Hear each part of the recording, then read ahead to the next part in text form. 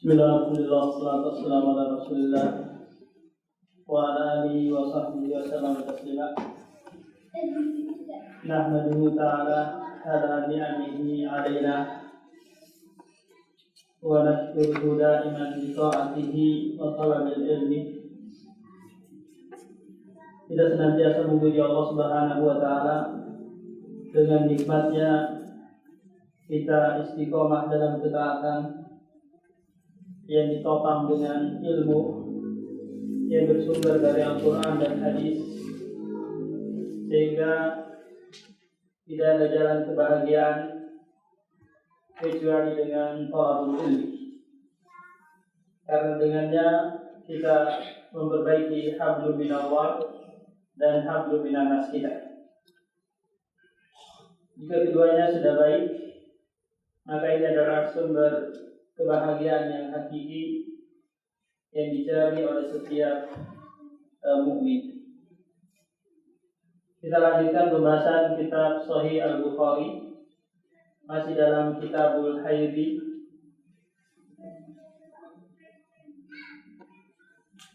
Dan sekarang bab yang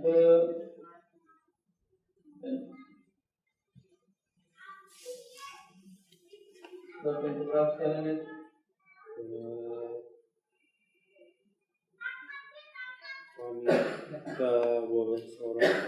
Babu al-tusallil mar'atu fi sabin hadat fiha. Wangian. Babu tibi lil mar'ati inda ghusliha min al-mahiri.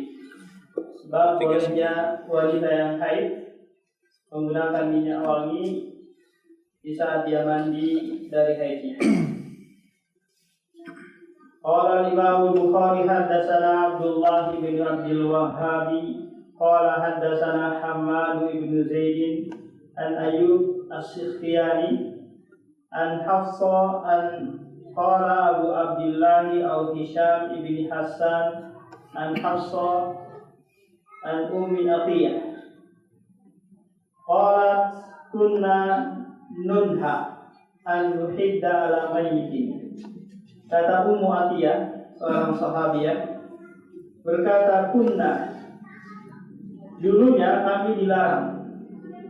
Jadi kalau sahabat berkata kunna naf'alu kunna nu'malu kunna nunha, ini nanti hukumnya marfu'un ila Rasulullah sallallahu alaihi wasallam. Jadi hukumnya itu terangkat sampai ke Rasulullah.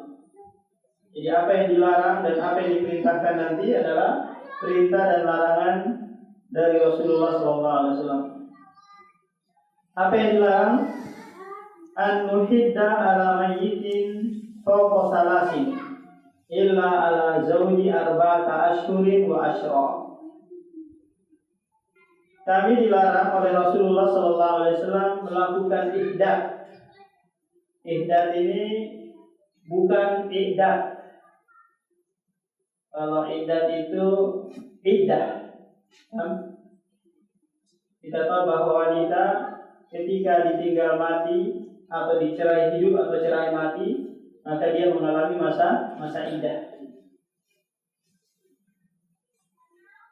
Nah, kalau seorang wanita yang ditinggal mati oleh suaminya, maka nanti masa iddahnya itu 4 bulan 10 hari.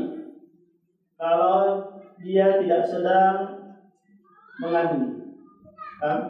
Kalau sekiranya dia mengandung, maka masa iddahnya adalah wad'ul hamli, yaitu melahirkan.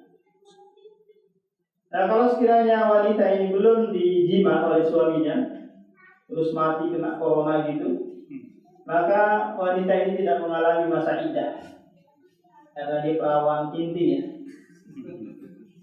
Nah, belum disentuh sama sekali. Nah, kalau sekiranya wanita tersebut menopause, tidak lagi haid, maka nanti masa iddahnya 3 bulan. Jadi berbeda-beda ya. 4 bulan 10 hari, 3 bulan melahirkan, tidak ada iddahnya. Apa itu iddah? Adalah masa-masa menunggu untuk menerima lamaran yang lain. Ini namanya apa? Masa iddah. Jadi seorang laki-laki tidak boleh mensyarikan kepada wanita yang sedang mengalami iddah untuk dinikahi. Contoh dia katakan, saya akan menikahimu. Nggak boleh, haram hukumnya. Nah kalau kinayah boleh. Contoh, gimana kalau sekiranya ada seorang lelaki mau datang meminangmu? Ini kinayah kan, bukan mensyarikan, maka ini dibolehkan. Ini perkara iddah. Kalau iddah atau iddah ini beda lagi. Di mana ada seorang meninggal dunia, apakah itu bapaknya, kemudian saudaranya atau adiknya, maka perempuan-perempuan dari kalangan kerabatnya melakukan masa iddah, yaitu berkabung selama 3 hari, tidak memakai minyak wangi, tidak berhias, tidak keluar dari rumah. Ya dia masa-masa berkabung. Dan mesti nanti harus pakai baju hitam, boleh baju-baju yang lainnya. Nah kalau kerabat ini 3 hari. Kalau sekiranya ada suami meninggal, dia punya saudara perempuan mungkin, atau ibu, atau bibi, maka nanti ini mengalami masa iddah.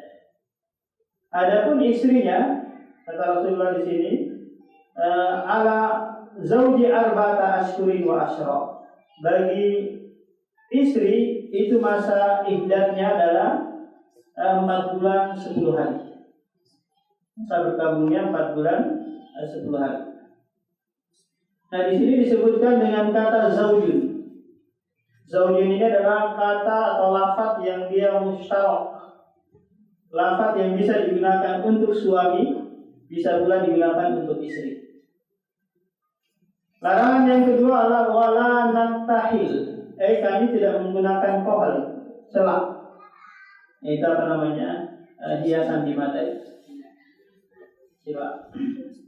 Wala nataqayyaba. Dan kami juga tidak menggunakan minyak wangi. Ini semasa apa? Masa iddah.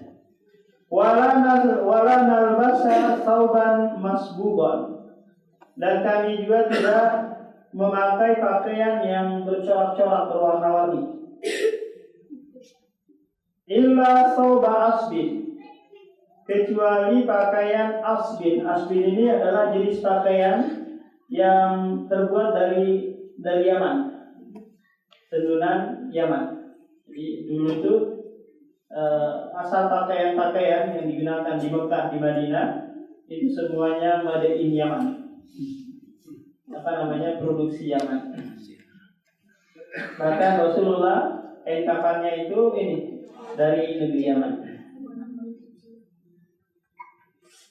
Ini asbun adalah kain yang ditenun dengan manual, tapi dia tidak memiliki corak-corak yang nyeleneh-nyeleneh yang aneh-aneh gitu.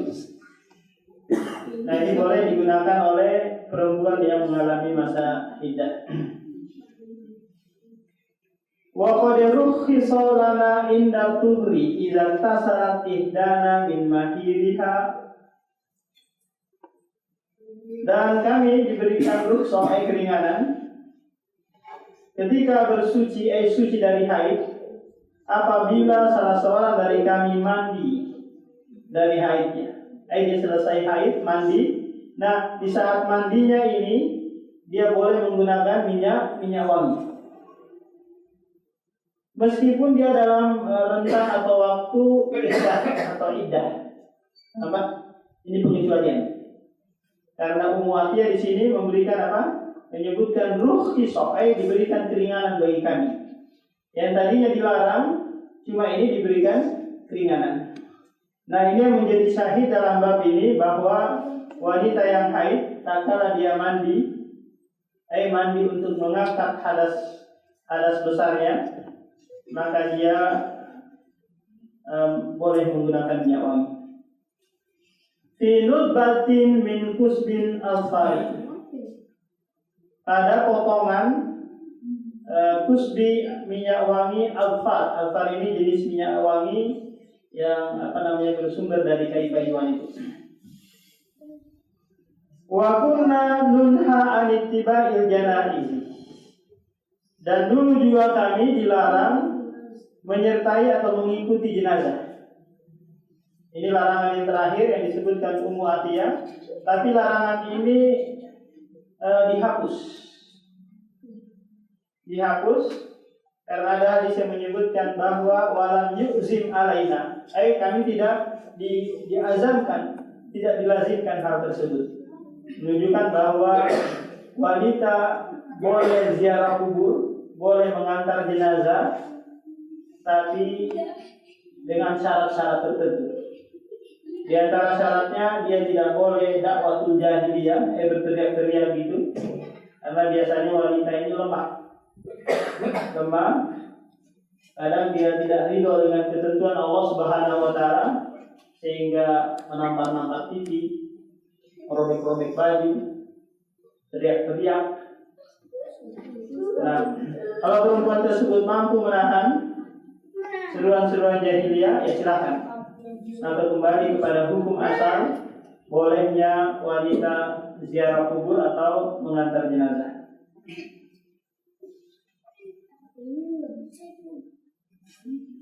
Babu adalkil mar'ati nafsaha idza tatahharat minal mahid wa kaifa tattasilu wa ta'khudhu firsatan mumassakatan fatattaba'u atharadam. Bab dalkil mar'ati di situ terjemahkan apa? Perempuan menggosok-gosok ya? Menggosok. Iya, gosok-gosok dakinya atau badannya.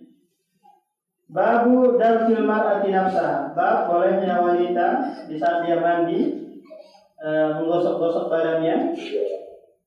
Idza tatahharat min maniyyin, apabila dia suci dari haid. Dan bagaimana cara mandinya? Dan ini akan dijelaskan dalam hadis di mana ada seorang sahabiah bertanya kepada Rasulullah tentang cara bersuci dari haid. Qala Imam Al-Bukhari haddatsana Yahya. Qala haddatsana Ibnu Uyainah, Sufyan ibnu Uyainah. An Mansur ibni Safiyata an ummihi Safiyah. An Aisyah bintu Abi Bakar As-Siddiq anna imra'atan. Jadi Aisyah di sini menceritakan kepada kita bahwa ada seorang perempuan. Imam Muslim menyebutkan bahwa perempuan ini adalah Asma bintu Syakrin. Kalau di sini disebutkan secara global, nggak disebutkan namanya. Memang dalam periwayatan hadis, tak kala ada derajat ada seorang sahabat atau sahabiah, lam yuzkar ismu, tidak disebutkan namanya, maka inilah yadurul hadis, tidak memudaratkan hadis tersebut. Beda kalau generasi tabi'in. Kalau tabi'in yang nggak disebutkan namanya, maka dia dianggap majhulu al-ain, hadisuhu mardudun, hadisnya ditolak. Anna imra'atan sa'alatin nabiyah, bahasanya ada seorang wanita bertanya kepada Nabi. Kira-kira bertanyanya ini lewat tabir atau bertatap muka langsung? Lewat tabir. Lewat tabir. Pak Joko. Jadi bertemu langsung dan memakai tabir. Untuk turun ayat hijab, dan itu pun untuk istri-istri Rasulullah jika ada sahabat-sahabat yang ingin bertanya tentang sesuatu. Baru turun ayat tentang hijab dalam surah Al-Ahzab. Ini pun sebelum turunnya sudah diusulkan oleh Umar bin Khattab kepada Rasulullah. Jadi memang ada 3 ucapan usulan Umar bin Khattab yang itu sesuai dengan wahyu. Di antaranya ayat hijab. Dan ini nanti nggak bisa dikiaskan ya kepada kepada ustaz-ustaz mungkin atau syekh mungkin. Jika ada ajnabiyah ingin bertanya, dia bertanya melalui hijab agar tidak terjadi fitnah. Fa'amaroha an taktasil. Lalu Rasulullah memerintahkan perempuan tadi untuk mandi. Cara bersucinya adalah mandi. Kemudian kata Rasulullah, khudhi firsa, ambillah tapas min maskin. Min maskin ini kapas yang dikasih wewangian, minyak wangi itu untuk menghilangkan bau amis dari bekas haid. Kemudian setelah itu fatatohiri biha, lalu kamu bersuci dengannya, dengan kapas yang sudah dikasih minyak wangi tadi. Qalat kaifa atatahhar. Perempuan ini balik lagi bertanya, lantas bagaimana aku bersuci? Ini seharusnya masalah masalah pribadi yang tidak usah terlalu terperinci pertanyaannya. Karena Rasulullah memberikan jawaban yang sifatnya global, tinggal dipraktekkan aja, ya kan? Ini dia tanya lagi, bagaimana bersuci? Apa gerakan-gerakan yang saya lakukan? Ya kan? Ya, pertanyaan yang detail. Ini masalah pribadi. Qala tatahhari biha. Rasulullah pun menjawab dengan jawaban yang global, bersucilah dengannya, dengan kapas tadi. Qala kaifa, dia tanya lagi, bagaimana ini? Dia bertanya lagi sampai 3 kali cara bersuci dari haid. Qala subhanallah. Rasulullah mengucapkan perkataan yang menunjukkan ini adalah perkara yang sangat menakjubkan. Seorang wanita tidak tahu cara bersuci dan sudah diberikan arahan, terus dipraktekkan, dan dia bertanya lagi. Atau hari, dia ulang lagi ucapan Rasulullah, atau hari, bersucilah. Fajtabattuha ilayya. Lalu kata Aisyah, aku tarik tangan wanita tersebut kepadaku. Fakultu, lalu aku berkata yang menjelaskan apa yang diinginkan oleh Rasulullah. Rasulullah malu menjelaskan secara terperinci ambil kapas, kemudian nanti diusap-usap di kemaluan, kan ini enggak logis kan? Nah, apalagi ini adalah ajnabiyah, bukan mahram. Kalau mahram mungkin saja bisa kan, tapi ini bukan. Tattabi'i biha asarodda. Jadi kata Aisyah, kain kapas tersebut kamu gosok di kemaluan yang ada bekas-bekas darah di situ. Asarodda, bekas apa? Bekas darah. Jadi ini langsung dipraktekkan oleh Aisyah, diperlihatkan caranya membersihkan bekas darah haid. Jadi pelajaran yang besar bagi kita di dalam hadis ini, bahwa seseorang itu di saat dia bertanya dan dia ingin memperoleh ilmu dari pertanyaannya tersebut, maka dia tidak boleh melandasinya dengan dasar malu. Meskipun itu masalah pribadi, masalah pertengkarannya dia mungkin dengan istrinya, atau masalah apa dia ceritakan, dan ini bukan bagian dari ghibah. Bukan bagian dari mengumbar aib. Dan seorang yang menuntut ilmu, maka tidak boleh malu untuk bertanya meskipun itu masalah pribadi. Babu ghuslil matidi, bab mandinya orang yang haid. Di bab ini akan dijelaskan tata cara membersihkan darah haid oleh Imam Bukhari. Qala Imam Bukhari haddatsana Muslimun ibnu Ibrahim. Jadi Imam Bukhari dalam kitab Sahih Bukhari ini tidak pernah meriwayatkan hadis dari Imam Muslim. Sebaliknya Imam Muslim juga tidak pernah meriwayatkan dalam Sahih Muslimnya dari Bukhari. Padahal mereka ini saling berburu. Karena untuk menjaga fitnah yang terjadi di zaman Imam Bukhari. Terjadi fitnah di mana ada slack antara dua guru ini dari Imam Muslim.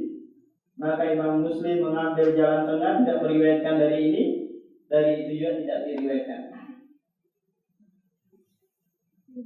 Qala haddatsana Uhaybun haddatsana Mansur ibnu Mu'tamar. Mansur ibnu Sofiyah an ummihi ay Sofiyah an Aisyah anna imra'atan minal ansari. Nah, di sini disebutkan lagi sebagian dari hal yang mujmal tadi, yaitu imra'atun. Di sini Imam Bukhari mengikatnya dengan al-ansar. Berarti apa? Wanita dari kalangan Ansar. Qalat lin Nabi, dia berkata kepada Nabi, kaifa attasilu minal mahid? Bagaimana aku mandi selesai haid? Qala khudhi firsatan mumassakatan fatawadda'i salasa. Summa inna nabiyya istahya. Jadi Rasulullah mengajarkan wanita ini yaitu dengan cara khudhi, ambillah firsa, kapas yang ditaburi minyak wangi. Fatawadda'i, kemudian setelah itu wudulah 3 kali. Nah, di sebelumnya itu tidak disebutkan apa? Tentang wudu. Tapi disebutkan kalimat tatahhari, bersuci. Summa inna nabiyya istahya. Kemudian Nabi SAW malu. Fa'arada biwajhihi, kemudian dia palingkan wajahnya, tidak lagi menghadap perempuan tersebut. Aw qala tawadda'i biha, atau dia berkata tawadda'i biha, bersucilah dengannya. Fa'akhadtuhu fajabattuha fa'akhbartuha bima yuridun Nabi sallallahu alaihi wasallam. Lalu aku ambil tangannya, kemudian aku tarik ke sisi ruangan yang ada di hijr Aisyah. Lalu aku mengabarkan apa yang diinginkan oleh Nabi sallallahu alaihi wasallam. Maka permasalahan tentang haid ini bagusnya seorang ustazah yang menjelaskan langsung, mengajarkan langsung kepada ummahat yang ada. Jadi nggak pas kalau ustaz yang mengajarkan tentang haid kepada kepada ummahat. Karena praktek konkretnya, hakikatnya itu nggak bisa ini secara detail, hanya teori. Babu intisyati al-mar'ati inda ghusliha minal mahid. Bab bolehnya seorang perempuan menggerai rambutnya. Apa di sini menyisir? Oh ya, nanti bab setelahnya. Intisyatil mar'ati inda ghusliha, yaitu bolehnya seorang wanita menyisir rambutnya ketika dia mandi dari haidnya. Qala al-Imam al-Bukhari haddatsana Musa ibnu Ismail haddatsana Ibrahim haddatsana Ibnu Shihab Muhammad bin Muslim ibnu Shihab an Urwa bin Zubair an Aisyah qalat ahlaltu ma'a Rasulillah fi hajjatil wada. Apa diterjemahkan ahlaltu di situ? Berihram ya atau berhaji? Kalau ini mulai haji.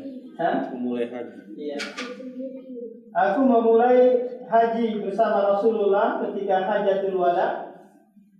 Jadi ketika seorang memulai haji atau umroh, maka nanti tempat mulai dan startnya itu di miqat, ya kan? Di miqat. Kalau orang Indonesia miqatnya adalah Yalamlam. Kalau akhir Madinah Dzulhulaifah atau Abair Ali. Nah, di sini dia nanti menentukan apa yang dia akan lakukan, manasik apa yang akan dia lakukan. Apakah haji atau umroh? Siapa yang pernah haji di sini? Jawab pernah ya? Belum. Habis selesai Piala Dunia.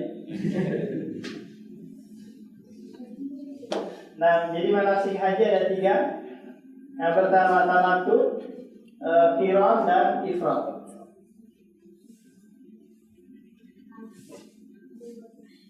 Jadi kalau dia di miqat, ya dia ucapkan labbaik Allahumma hajjan atau labbaik Allahumma hajjan wa umrah atau labbaik umratan. Kalau dia hanya melakukan umrah saja. Nah, nanti bedanya ifrad dengan qiran. Kalau ifrad itu tidak ada kewajiban hadiyu, tidak ada kewajiban menyembelih hewan kurban.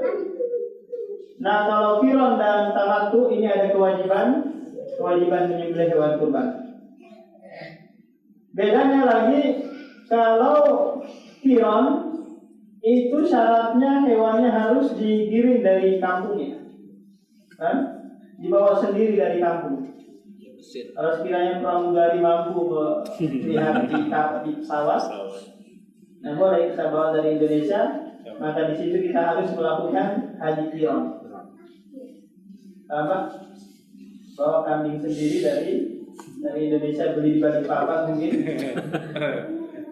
Nah, tamattu nanti belinya di sana. Bedanya lagi kalau qiran dan tamattu. Kalau qiran ini tidak dipisah dengan tahallul umrah. Tidak ada istilahnya tahallul umrah. Nanti tahallulnya di tanggal 10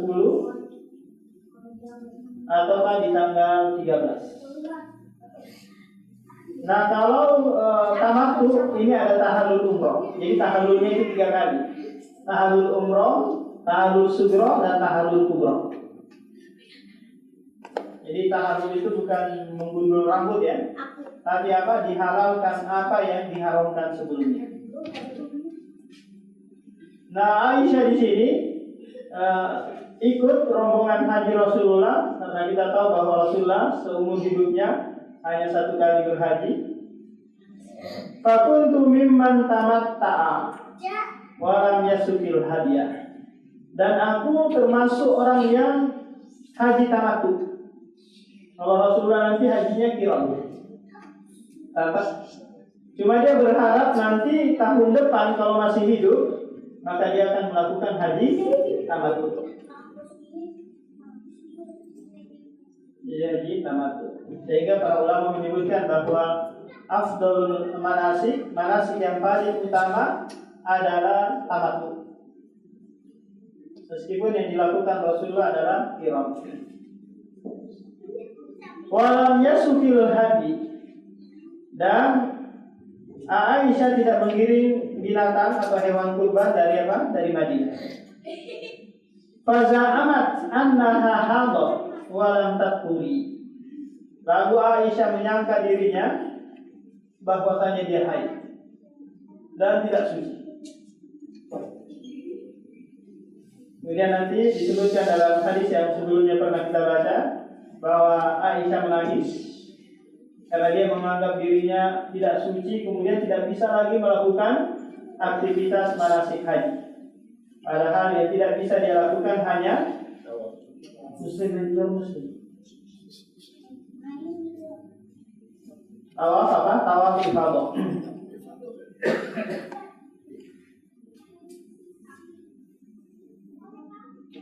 Hatta dakhalat Lailatul Arafah, hingga masuk malam Lailatul Arafah, malam Arafah, yaitu malam tanggal 9. Faqalat ya Rasulullah, hadhihi Lailatul Arafah. Lalu Aisyah berkata, wahai Rasulullah, apakah ini malam Lailatul Arafah, malam Arafah? Wa inna ma kuntu tamatta'tu bi umrah. Hanya saja saya tamattu di umrah. Ihlalnya itu memulai hajinya dengan umrah. Kemudian nanti hajinya pas tanggal 8 Dzulhijjah. Nah, ini bedanya antara tamattu dengan qiran. Jadi ketika dia di Dzulhulaifah atau di Yalamlam, dia memulainya dengan umrah. Nanti dari hotel baru memulai lagi niat haji. Faqala laha Rasulullah berkata kepadanya, Umkuri ra'sati wa amtasiti wa amsiki an umratiki. Gerailah rambutmu dan sisirlah, kemudian lakukanlah manasik umrah. Fafa'altu, lalu aku melakukan apa yang diperintahkan oleh Rasulullah.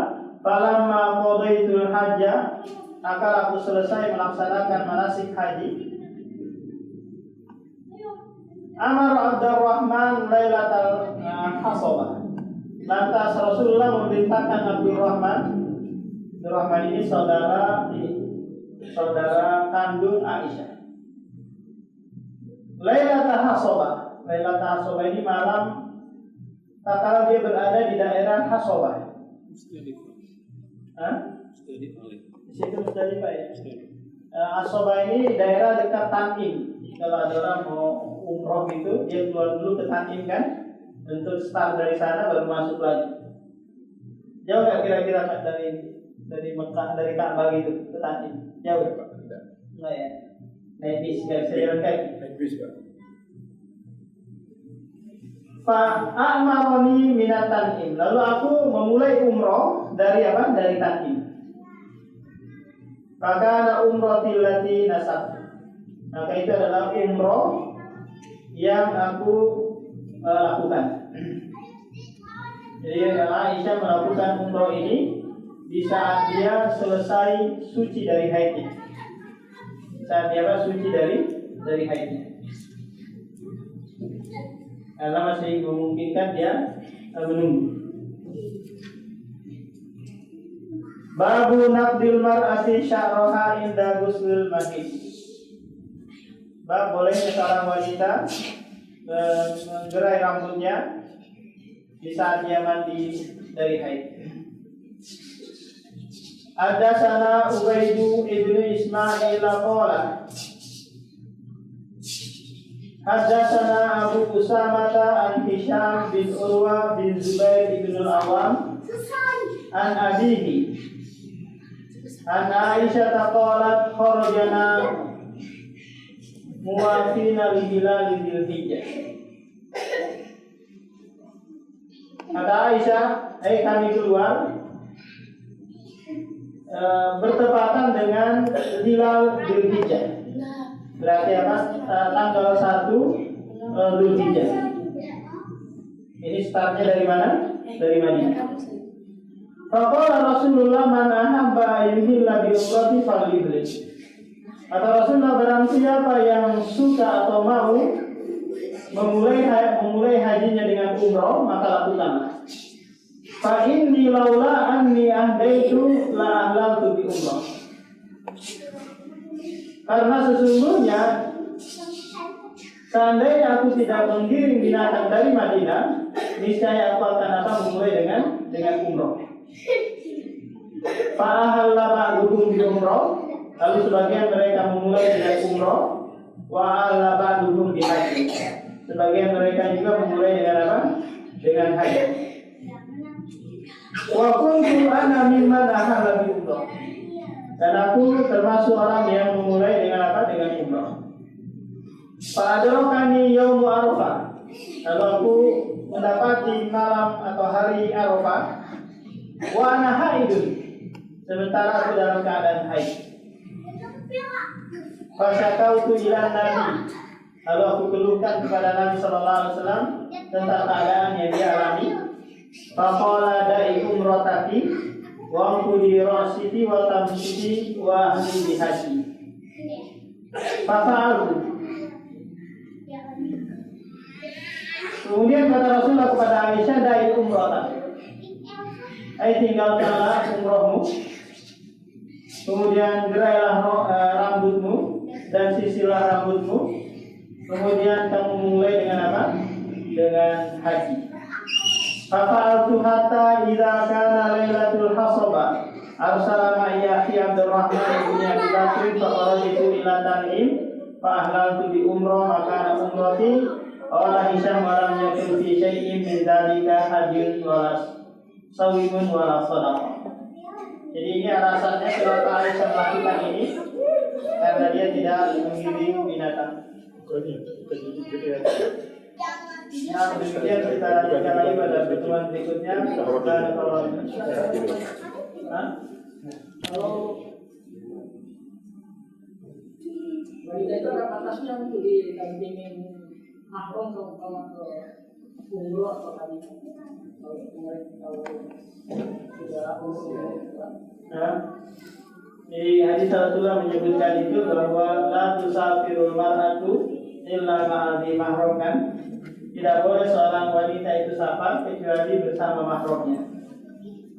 Nah, safar di sini baik itu safar mubah atau safar ibadah.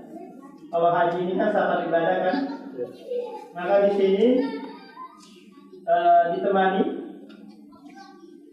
di saat dia mau kemana-mana itu, mau belanja, mau apa, karena istilahnya agar dia terjaga aman dari fitnah, dari gangguan, penculikan dan yang lainnya.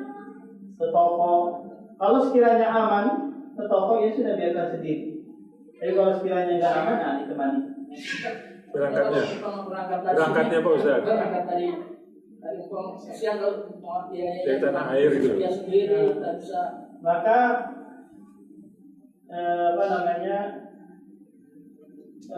berangkat dari hadis tadi bahwa wanita yang ingin haji di antara syaratnya adalah adanya mahram. Kalau belum ada mahram maka dia dianggap tidak mampu. Kalau kita mau mengambil pendapat ini. Kalau sekiranya mengambil pendapat yang lain, buat mungkin mahram jadi-jadian, ya kan? Sering gitu ya, betul itu ya. Iya. Yang penting aman, mungkin bisa sesama warga Balikpapan jadi mahramnya. Iya. Yang penting aman. Bisa lagi. Hah? Ya, Indonesia membolehkan hal itu. Karena Saudi sekarang membolehkan. Alkohol sudah buka Pak Ustaz ya. Ada juga yang ada batas umur yang kalau sudah mungkin mampu ke atas sudah tak haid apa. Iya. Jadi kalimat mar'ah di situ mau yang haid atau yang belum haid semuanya masuk. Karena ilahnya untuk apa? Untuk melindungi, memberikan rasa aman kepada